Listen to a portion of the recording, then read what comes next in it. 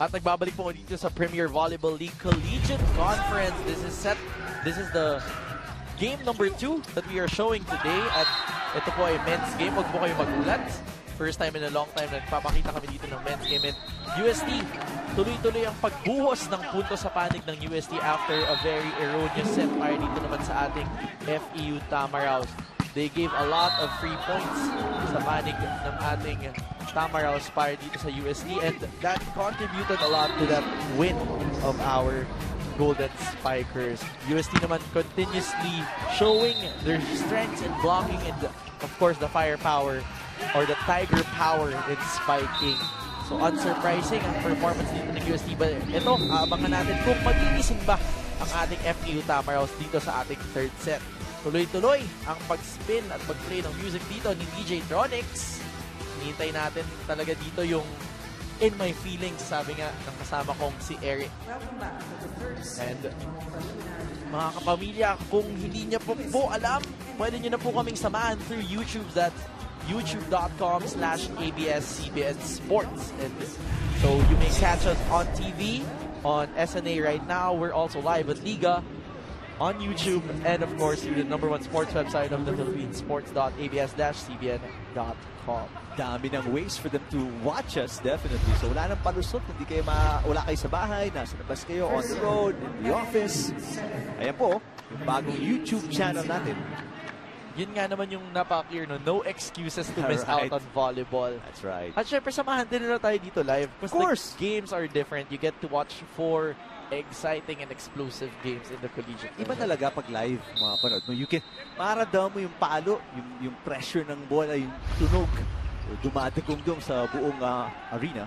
Tsaka maraming hindi nakikita sa TV eh. Oo. Mga inisan, hirapan. That's true. And that's part of the fun of the game.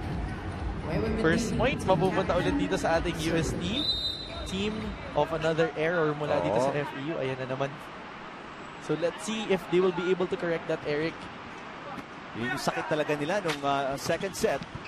Like what Sinjin was saying, all these errors, pinahirapan ang FEU. And Rendido will score off an attack. So 2-0 start for UST here in set number 3. It doesn't help na may firepower din na pinapakita itong ating Golden Spikers. That was set na inadjustan na nitong si Rendido.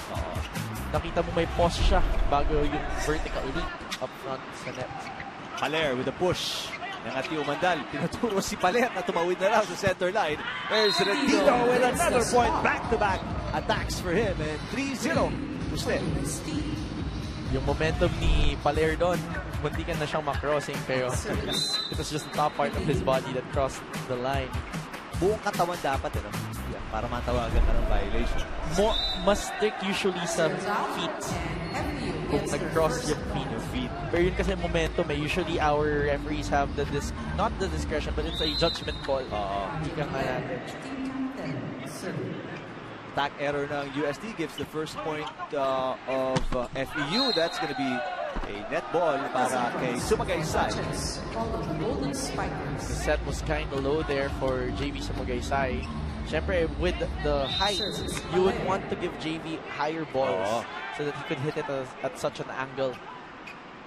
So 2 easy points para sa FEU dahil sa errors ng Usted. Rendido. Maganda sana yung abang doon. Si Barrica, yun nga lang. Hindi na naangat ng second ball, but great hit there from Rendido.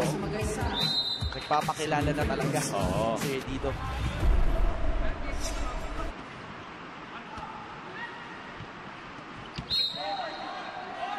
Another point para sa UST. Lifting against FEU. Nice try there coming from the FEU squad. But looking at the replay, ayun naman, may holding na napatagal sa kamay ni Sian yung bola. Calado. That breaks the 2-point run ng UST. Nice hit there. Sumagaysay trying to put the ball up, pero syempre, yung height niya, pababa, yung direction ng kamay niya, na tulak niya pababa yung bola, imbes na paakyat.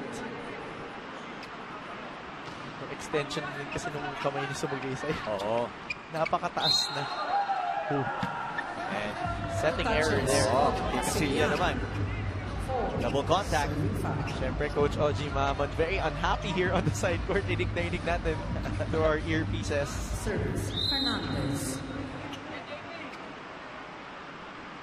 4 serving 5. Set number 3. UST up 2 sets to nothing. Umandal. That is a net There's a net violation. touch. Oh. Called against Salabsab.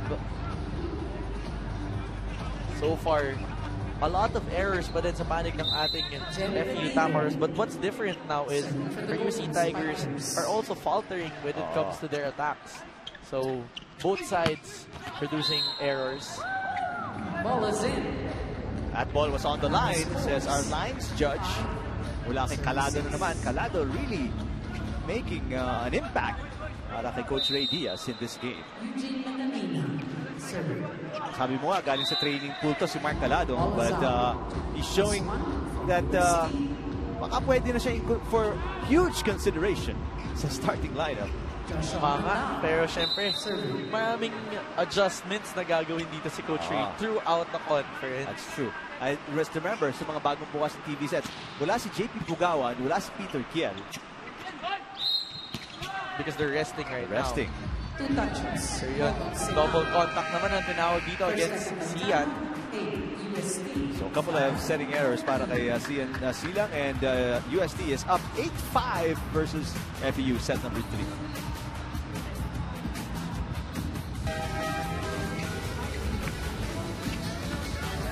Maalala lang po, just in case kabubukas na ng TV sets ninyo and you didn't catch yung mga laban natin on opening day of the Collegiate Conference, Tara Game PVL highlights on SNA mamayang alas 11 po, 11 p.m. So catch it tonight. Kanina po, Adamson winning their game versus Perpetual, the Altas, in straight sets. Samantala, ito pong men's division ng ating Collegiate Conference with 10 teams. Ito pong unang laban, FEU versus UST. Kanina, natalo yung ating Green Spikers. Sa men's, so may two men's games pa tayo kanina, no? Yeah. So, it was another exciting match dito sa ating opening day Collegiate Conference. Medina was denied there on that last play. Kumahabol na itong ating Tamaraws, pero hindi. Nakakatulong yung mga pagkakamaling ganun. That's right. Samantala, yung, kung gusto po ninyo malaman yung mga game days natin, will be, yung Collegiate Conference will be on Saturdays, Sundays, and Wednesdays. Yes. We'll be here mostly, ano, Jin?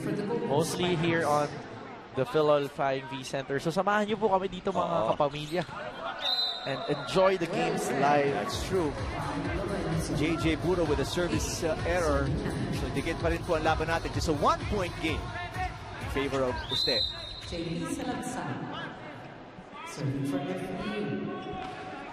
Much better outing dito sa third set para sa FEU, but Sumagaysay with the point there.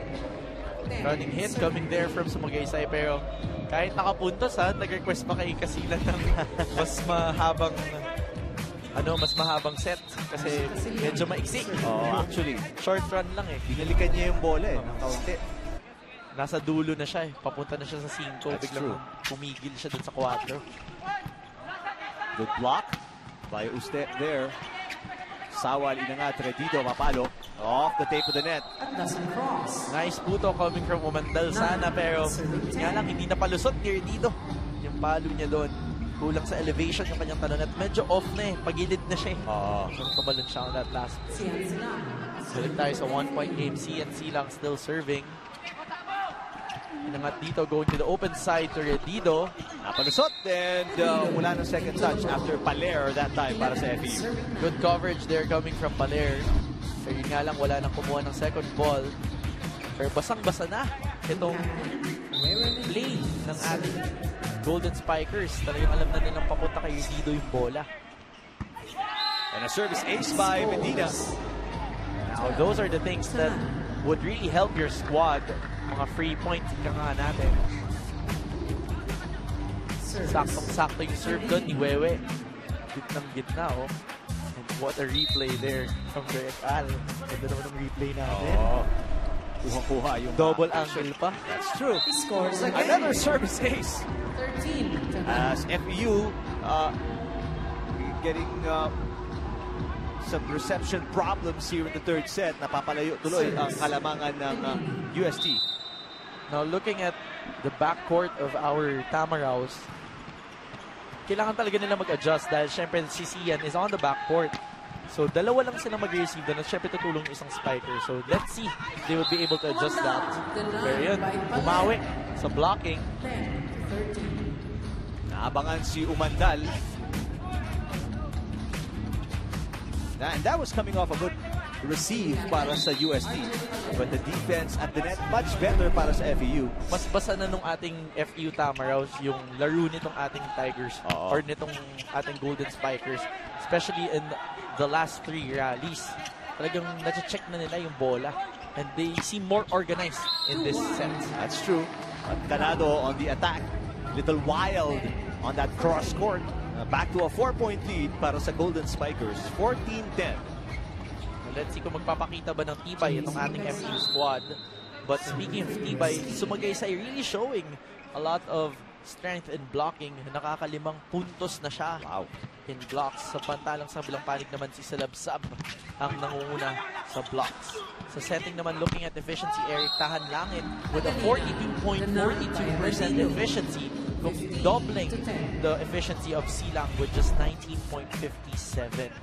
So far, coming off set number 2, kung saan halos hindi talaga sila naka-opensa doon, you can tell na bakit ganun kababa din yung ano ni Silang, ano? Yes, at hirap na hirap nga naman siya kanina kumuha or mag-produce ng excellent sets. But ito, mukhang bumabawi dito si Sian Silang.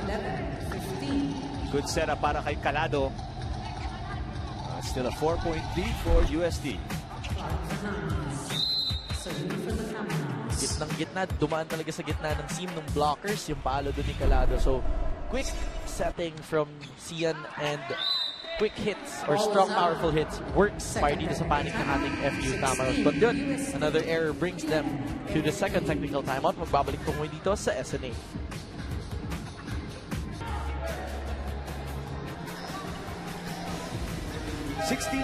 UST versus FEU, and lamang po sila 2-0. Errors pa rin si Jin. Ano? Doon ang babalik-balikan natin for FEU. They've really struggled sa opensa and even sa service errors. That was the last point nga kung paano tayo nakarating sa second technical timeout. A service error mula kay Clark Fernandez ng FEU.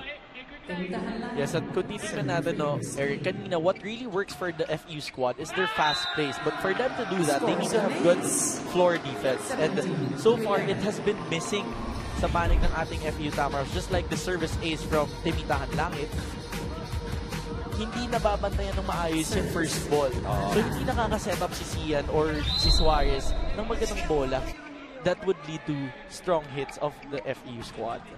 Another good serve mula kay Tahanlangit. Gonna be a free ball. Actually, a free point na. After that attack error. Salabsab with a costly hit there. Yan yung tinatawag natin na nice serve na mga hits. Yan yung biruan natin dito sa volleyball. Pero ito, pakinggan natin yung timeout ni Coach Ray. Pagka nakuha nila, bablock tayo. Si Eugene, baba ka dito, ikaw receive. Oh. Para laging 3-man block. Ito yung 3-man receive. Ito yung pinractice natin eh. Ha? Pagka kumabila naman, nandito yung front line, pababain naman yan. Dito naman mag-adjust. Pilitin natin laging 3-man receive. Tapos pagka tayo nag-serve, kargahan din natin. Pasok yung 5-1. Pasok yung 5-1. So just 2 points after the second technical timeout, napatawag na naman ng timeout si Coach Ray Diaz. Just trying to arrest itong slide ng kanyang koponan. They were neck and neck with UST at the start of the third set. But yun nga, biglang kumawala yung depensa and even their reception. Take a look here.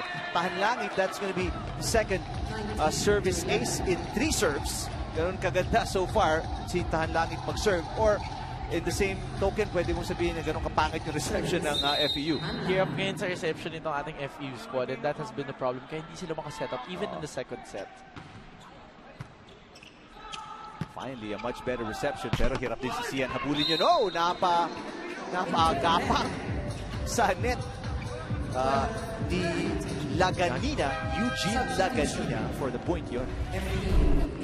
Siyempre, those things would help you out, but you would want that to jumpstart your fight or your campaign here dito. Sana parang spark, ano? Para kumanda yung laro nila. Hopefully, tingnan natin. Laganina is also another rookie para dito kay Coach Ray. So let's see kung gagana itong mga fresh blood. Over-receive and Umandal punishing FEU for the error.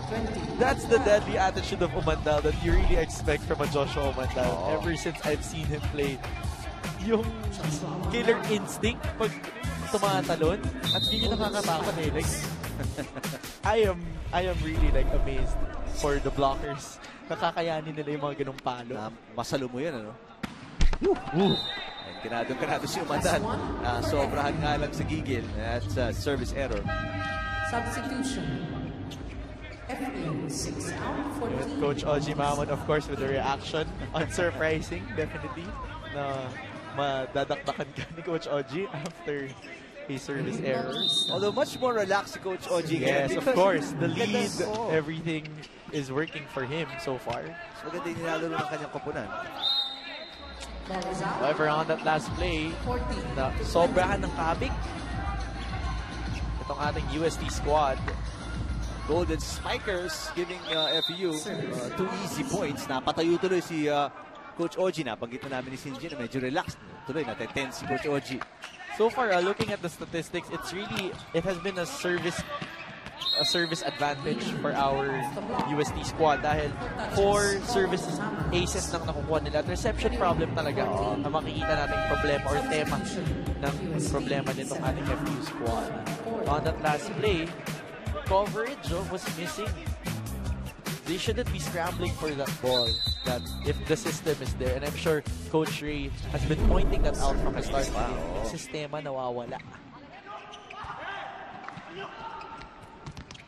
Maler, yes! Down the line. Manaka-naka nga lang yung pagpuntos dito ng FEU because of the errors in reception. Hindi sila maka-obensa. Ayun na yung in my feelings sa background. Pero mukhang everyone is in serious mode right now. UST wants to close this out. FEU trying to catch up here.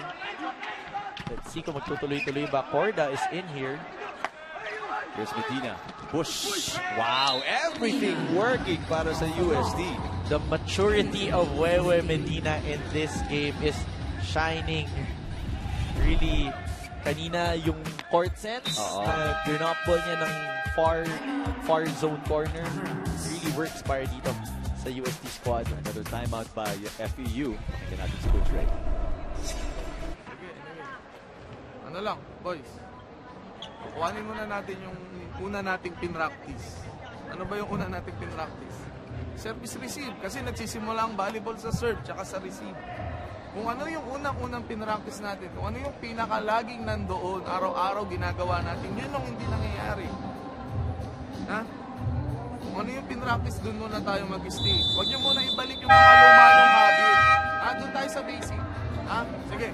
Malayo pa yan.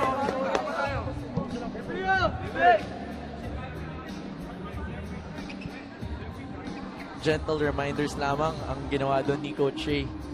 And trying to remind his team na hindi pa ito tapos at hindi pa pumipito sa 25 itong ating first serve. Pero tatlo na nga lang ang kailangan dito ng UST to sweep FEU. And let's remind yung mga nanonood, nung UAAP hindi po nanalo ang UST sa FEU in all of their meetings. Pero syempre, hindi yan imposible. That's yung true. humabol from this far. We've seen that in so many times. Mga turnovers na akala mo patapos na biglang mag-fifth set. That's true. Kakabig yung kalaban, ano, and then all of a sudden, you're looking at a tight game. I'm just reminded of what, Ate Anne Remulla would usually say na ikaw daw yung may balat daw talaga sa 5 setters. Teka muna, nagkakalabasan ha. Ako daw ba, sabi ni Ann? Teka lang ha, may listahan ako. Lalabas ko yung listahan ko. Hindi ako pinakamaraming may mga comeback na ganyan. Kaya bigla akong kinabahan si yun yung sinabi ko eh. Sabi ko, si Anton. Alam ko si Anton. Si Mickey, tinitingnan ko si Mickey, ating panel director. Si Anton, di ba? Maraming mga comeback games na ganyan. Alam ko si Anton. Anton Rojas po yung binabanggit ko. Mapanood ko ninyo si Anton. Dito rin. Sabi, sa NCAA, nagko-cover na. Nagsimula na po ang basketball ng NCAA. So, mapanood ko nila. Bago tayo magkalimutan, before the game ends, we should remind everyone and to greet my partner, it was his birthday yesterday. Maraming salamat. At a very young age of 19. Yun, sana si General partner ko next time. So happy birthday ulit sa'yo, Eric. Bago tayo matapos dito. Actually, let's go back. Let's go back to that last play. What a smart move there. Coming from Timmy Tahanlangit. Yan talaga yung mga smarts ng ating mga setters. And I remember when Timmy Tahanlangit really, nung nagsisimula siya, palagi napapagalitin ni Coach Ojimaman because of the errors. But now, kita natin, yung ganyang attempt, just once niya lang ginamit. But there's a service error ng UST dito. Pero dyan ako na-amaze sa ating mga setters, ha? Lalo na kung mga galing sa spikers, pigil na pigil yung pumutos. Kaya tuwang-tuwa yung mga setters natin sa mga ganyang play or ganyang points. But let's see. Free point. Lumabas yung service doon ni Corda. Match points para sa UST dito. Puro, into the antenna. Of course, pag tumama yung bola natin sa antenna, that's a sign that the ball is out. That's why the antenna limits the net, the area of the net where you could hit or make that ball pass through. That's another free point. 5 puntos na lang, hinahabol dito ng FEU, Eric. It's 5 match points para sa UST. Di pwedeng magkamali ang FEU dito. Puro, another error. But speaking of mistakes, on the other side of the court, it's our Golden Spikers who've been racking up the errors. That was 3 consecutive errors or mistake that gave 3 points. So let's listen to Coach Ojimaman. Hindi tama yung ginagawa nyo. You're disrespecting your opponent. Lalaro nyo, ikaw, yung naka-fan. Ilan na attacker mo? 4, kailangan ba lahat kay Buro yung bola? May 2 ka pang back row attack, si Joshua, wala naman sumama sa kanya. Ay. Sinong mag-receive? Ikaw ba? Ikaw ha? Sige, hindi mo pasa si Timmy para Ayun naman yung mga reminders ni Coach Oji. Yung sinasabi mo kanina, mukhang bumabalik sa freshman years itong si Timmy Tahanlangit. And then yun nga, sinabi niya rin na parang nilalaro na kasi nila. Sabi niya, you're disrespecting your opponent. Ayon ni Coach Oji, and obviously respect for the game, respect for your opponent. Never underestimate. Tumaas yung kumpiyansa. Tsaka nabanggit na natin yung kanina yung paghabol ng gato. Posibleng-posible. So, syempre, maglaro ka na, like, play a play. Don't just do open or... That's right. Nalaglagan doon. Right in front. Salabsab was unaware of where the ball went after that block hit. But great decision there. Hitting for Umandal to hit it off the blockers. And yun yung sinasabi kanina ni Coach Oji, di ba? Bigay mo kay Umandal. Kasi kanina ka pa kay Buro, marami kang attackers. Go to your options. Ika natin. So a big win dito para sa UST. A great start for them in the Collegiate Conference of the PVL, winning against their nemesis, a team that beat them in a sweep nung kanilang 2-round beatings in the elimination round to Season 80 of the UAAP. 25-19, 25-13, and 25-20. Pero yung malaking adjustment dito for FEU was yung second set, Sinjin, kung saan talagang they had so many errors na nabaon sila ng ganyang kalaking score. Yes, that was really problematic, especially with the errors that they have committed. They were very crucial and they just racked up points for the opponent, and that's what you don't want to see in a match. Pero, syempre, sabi nga ni Coach Ray, it's an experimental moment for the Tamaraos here. Yeah. So let's see if the experiment will continue and push through, and if this will still be the same team that we would see in the UAAP. They had so many more players, bagong players on the floor than UST. Kaya nga medyo iba din yung timpla ng kanilang offense and defense, and obviously 2 key players wala din, JP Pugawan, Peter Kiel for FEU. That's why medyo iba din talaga yung nilaro nila ngayon. Eric Tipan with Sinjin Reyes. My first time working with Sinjin, just such a pleasure. Now Sinjin, daming magandang plays and then players na maganda nilaro for UST. Who do you select as our best player? Well, the top scorer was Sumagaysay, but syempre yung maturity and the adjustments of Wewe Medina helped contribute to win this match. So we chose Wewe Medina as the top player or player of the game rather for today. Wewe Medina with 11 big points, 8 points on attacks, 1 block, and yung service aces nga naman. Syempre, ang lakas ng service ni Wewe. That's true. Team captain Wewe Medina, congratulations, and UST Golden Spikers with their first win sa ating Collegiate Conference. FEU obviously will fall 0-1 to start their bid dito sa Collegiate Conference ng PVL. Anong mga pwedeng abangan, especially for the fans na hindi masyado nakakita ng men's tournament, Sinjin, anong pwede nilang i-expect with 10 teams dito sa ating PVL Collegiate Conference? Nabanggit mo nga, Eric, 10 koponan yung maghaharap-harap. So, a lot of games. Kung na-excite po kayong panoorin yung match na ito, pumunta po kayo dito sa San Juan Arena before the women's match and after the women's match. We'll have a lot of games for the men's division dahil 10 koponan yan na magkikita with single round robin. So, 9 games each.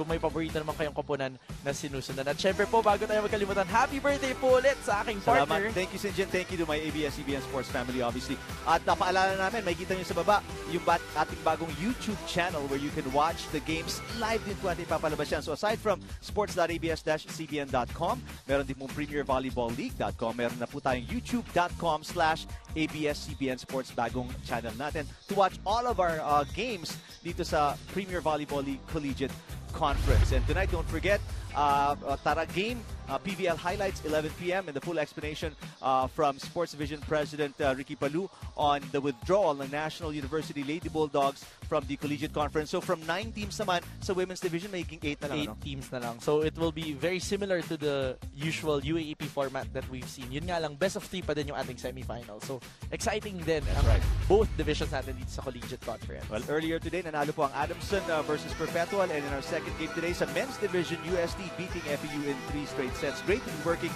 with Sinjin Reyes. Thank you to our director, Al Neri. I'm Eric Kiban for the entire ABS-CBN Sports family. Thank you for watching our coverage of the first day ng Collegiate Conference ng PVL at sa atin ng ABS-CBN Sports.